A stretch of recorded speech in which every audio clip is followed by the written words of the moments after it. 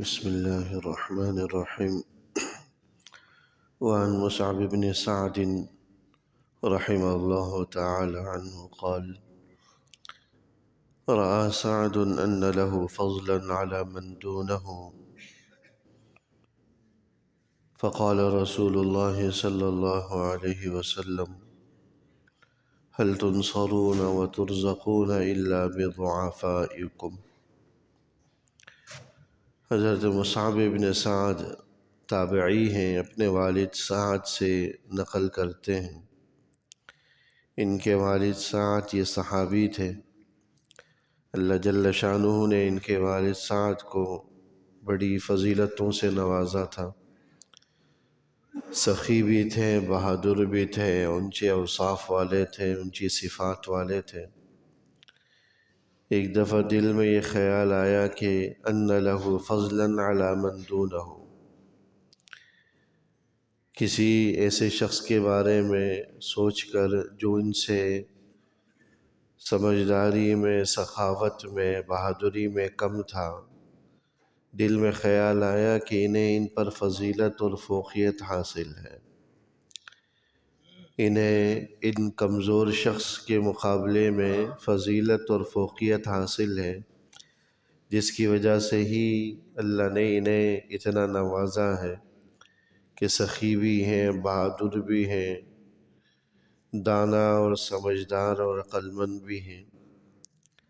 حضور علیہ السلام نے ان کی سوچ کو ختم کیا اور فرمایا: هل تنصرون وترزقون الا بضعفائكم، کہ تمہاری مدد اور تمہیں جو رزق دیا جاتا ہے ان کمزوروں کی بدولت دیا جاتا ہے۔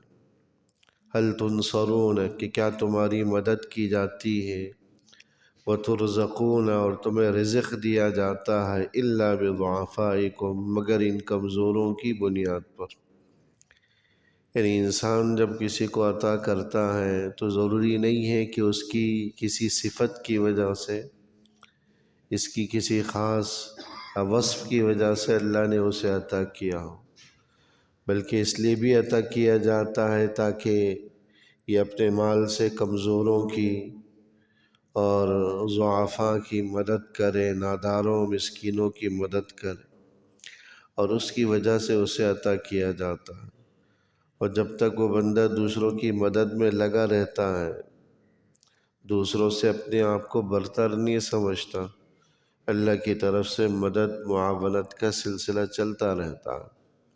اور جب یہ خناس دل میں بیٹھ جاتا ہے کہ نہیں، مجھے تو مال میرے کسی ذاتی فضل اور ذاتی جو ہے افضلیت کی وجہ سے، ذاتی شخصیت کی وجہ سے حاصل ہوا ہے، اور دوسروں سے اپنے آپ کو بہتر سمجھنا شروع کر دیتا، تو اللہ کی مدد معاونت بھی اس سے ہٹا لی جاتی۔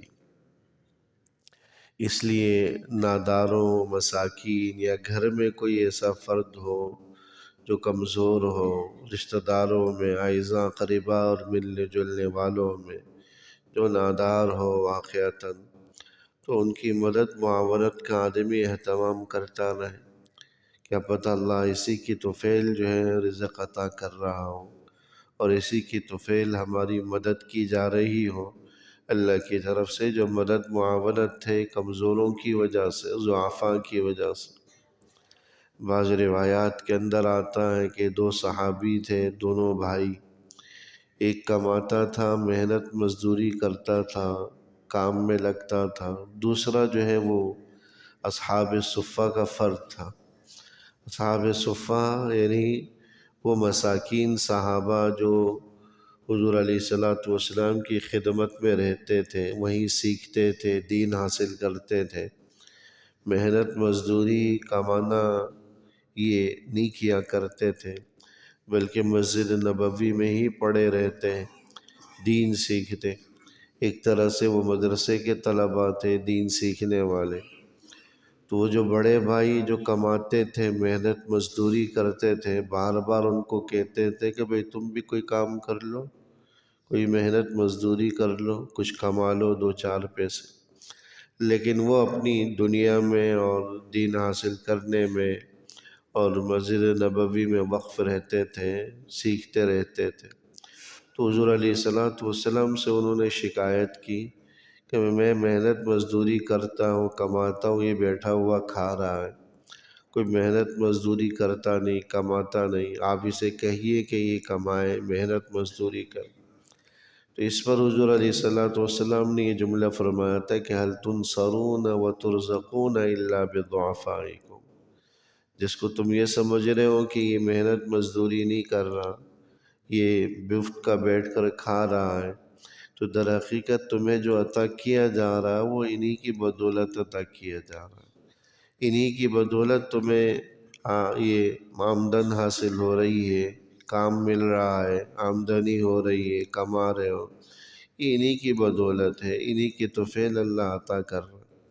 تو اس لیے معاشرے کا کوئی ایسا فرد یا خاندان کا کوئی ایسا فرد جو مسکین ہو، کمزور ہو، تو آدمی کو ان کی مدد معاونت کا اہتمام کرنا چاہیے۔ بہت کچھ اللہ ان کی توفیل عطا کر رہا ہوتا جس کا ہمیں احساس نہیں ہو پاتا، جس کا ہمیں پتہ نہیں چلتا۔ بعد میں جب وہ مدد معاونت ہم ختم کر لیتے ہیں اور پھر اللہ کی طرف سے بھی ہم سے مدد اٹھا لی جاتی ہے، تو اس وقت احساس ہوتا ہے کہ ہمیں جو کچھ عطا ہو رہا تھا وہ تو ان کی توفیل ہوتا تھا۔ گھر کے اور افراد ہیں، والدین ہیں، بھائی بہنوں میں اگر کوئی کمزور ہے تو ان کے ساتھ آدمی معاونت کا اہتمام کرے، یہ سوچ کر کہ اللہ انہی کی توفیل ہمیں دے رہا ہو۔ تو جب تک یہ حدیث مبارکہ کے اندر بھی یہ بات واضح لفظوں میں ہے کہ جب تک جو انسان دوسروں کی خدمت میں لگا رہتا ہے، دوسروں کی مدد میں لگا رہتا، اللہ اس کی مدد میں لگا رہتا۔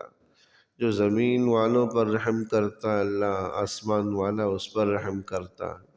جو زمین والوں کی مدد معاونت کرتا رہتا ہے، آسمان والا اس کی مدد معاونت میں لگا رہتا ہے۔ اس لیے انسان کو نہ کسی سے خود کو بہتر سمجھنا چاہیے اور نہ ہی کسی کو کمتر سمجھنا چاہیے، بلکہ یہ سوچیں کہ بھئی جو کمزور ہے یہ اللہ کی تقسیم ہے۔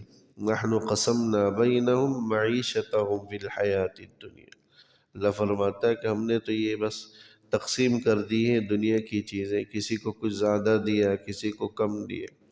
جن کو زیادہ دیا ان کو زیادہ اسی لیے عطا ہوا کہ وہ اپنے مال کے ذریعے کمزوروں کی مدد معاونت کریں اور ان کو دینے کا اجر و ثواب حاصل ہو جائے اور ان کی طرف سے دعائیں اس کو مل جائیں۔ تو اس لیے نہ دینے والا کوئی احسان کر رہا ہوتا ہے، نہ لینے والا کوئی احسان کر رہا ہوتا ہے، ہر ایک اللہ کے مقرر کردہ نظام کو چلا رہے ہوتے ہیں۔ یہی اللہ کا نظام ہے کہ کچھ مالدار ہوں، کچھ غریب ہوں، مالدار غربا سے کام لیں اور ان سے دعائیں لیں، ان کی مدد معاونت کا اہتمام کریں۔